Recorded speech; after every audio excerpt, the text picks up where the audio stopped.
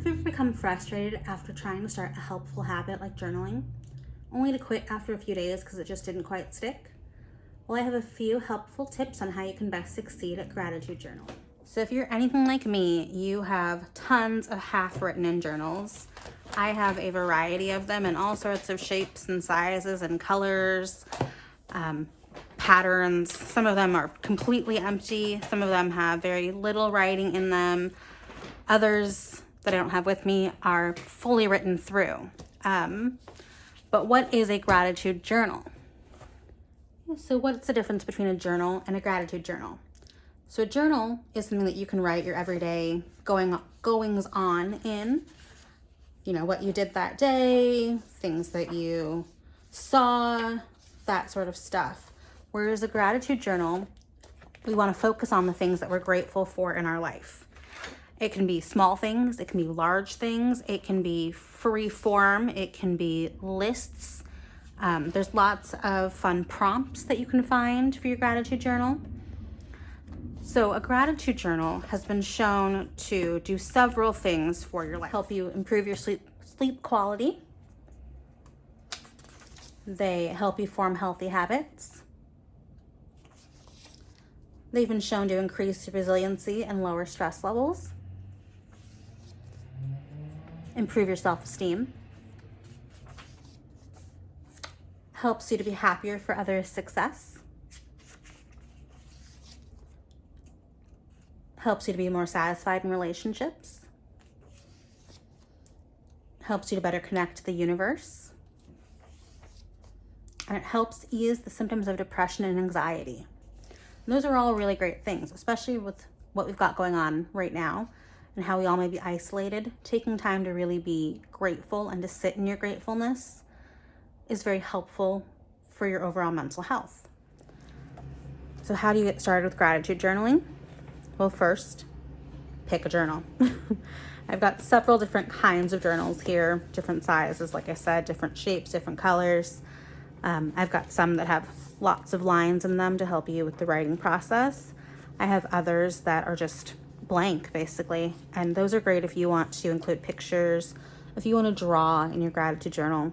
There's honestly no right or wrong way to journal. I do a little bit of drawing in mine every now and then, but not always. Like I said, you can also post pictures in there of memories that you want to write about, things that you're grateful for in that regard. Now, I chose this one for my new gratitude journal just because I thought it was fun. And it's got some very faint lines on the pages, but it's also really good if I want to do like a bullet style journal, if I want to place pictures in there, if I want to do some drawings in there. It's got a lot of great space for that as well. So once you've picked your journal, you can get started. Now, there's no right or wrong way to journal. The way that I journal may not be the way that you want to journal or the way that's going to work best for you. But for me, I find that writing 3 days a week works best for me. If you're ambitious and you want to write every single day and that works for you, wonderful. For me, I find myself getting fatigued if I write too much. So for me, it works best to write 3 times a week. And I write at the same time every day, or the 3 times a week that I write at the same time. I write in the morning, first thing that I get up with a cup of coffee.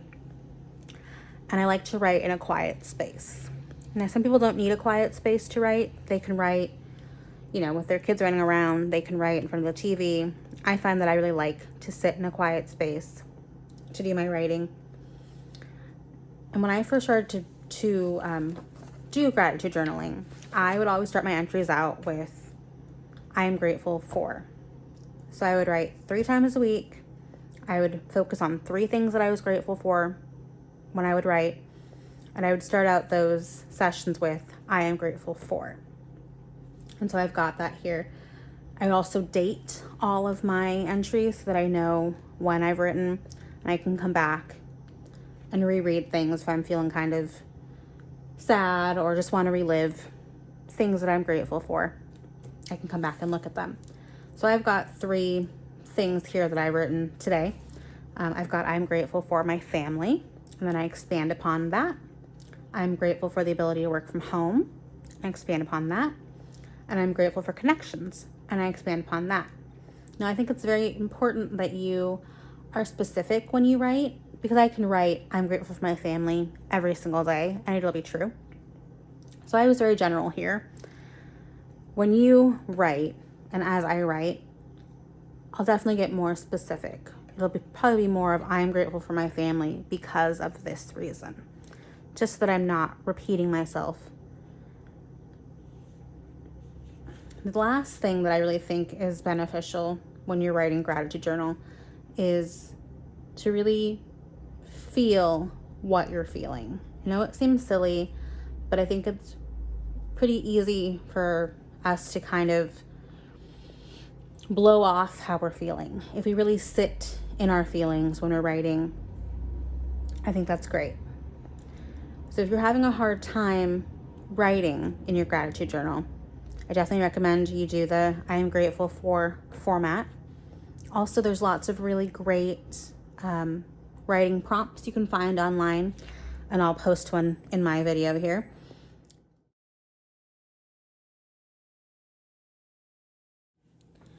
So I took a couple of those writing prompts, and I just did a quick little writing session earlier. So one of the prompts that I chose was to list 3 things that made you smile this week. And I did that very much so in just a list format. I didn't write anything more than that. I just listed out the things that made me smile this week. Another prompt that I took was the last vacation that you took. And I just wrote a little blurb about the last vacation that I took. Seems like it happened ages ago, but it really wasn't that long ago. But it was nice just to sit and reflect upon how much fun I had on that vacation, the things that I did, the places that I went. So that definitely let me sit in my gratefulness to have been able to go on that vacation. Now, I don't limit how long I write. My first prompt, the 3 things that made me smile, that took less than 5 minutes. The last vacation I took probably took 10, 15 minutes tops. I don't limit how much I write. Some people like to set a timer and write for 15 minutes each time they have a session. I just kind of write until I've run out, basically. If you choose to write for a specified amount of time each time that you write, awesome. If that's what works for you, great. If you just kind of want to write until you've finished writing, whether that be 5 minutes or an hour, excellent. There really is no right or wrong way to do it. I hope that a couple of these tips were beneficial to you. And if you choose to start a gratitude journal, excellent. Good luck. I hope it works out for you. I hope you enjoy it, and I wish you well.